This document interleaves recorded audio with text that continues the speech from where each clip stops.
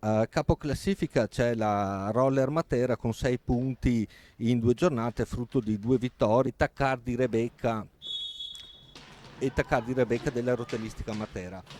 Il bronzo europeo sono state premiate ieri nell'intervallo della partita che si è disputata qui ieri sera. Difesa più guardingo, ancora il Valdagno che questo è nettamente fallo ai danni della.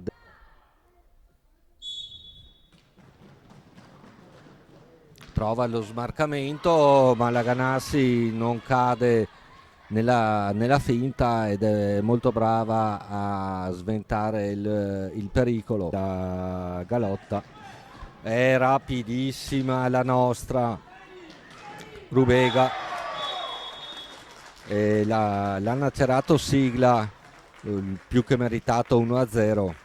Un segno della difficoltà della squadra. Bellissimo, bella la rete da centropista dell'Anna Orsato, non l'ha vista partire la Bertinato, prova il tiro, perde palla, Scandianese avanti, pallina per il Valdagno, riparte l'azione d'attacco, cerca lo slalom e anche il tiro appoggiato ed è brava sulla ribattuta, la più lesta di tutte.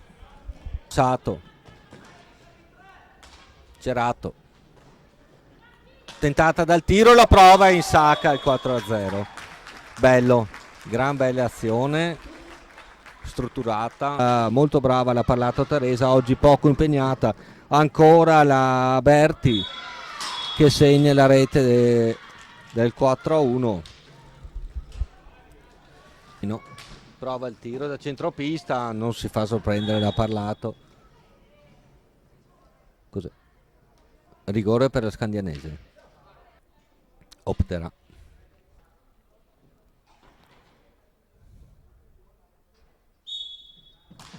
Brava, bel tiro, grande parata da Teresa Parlato col gambale destro alto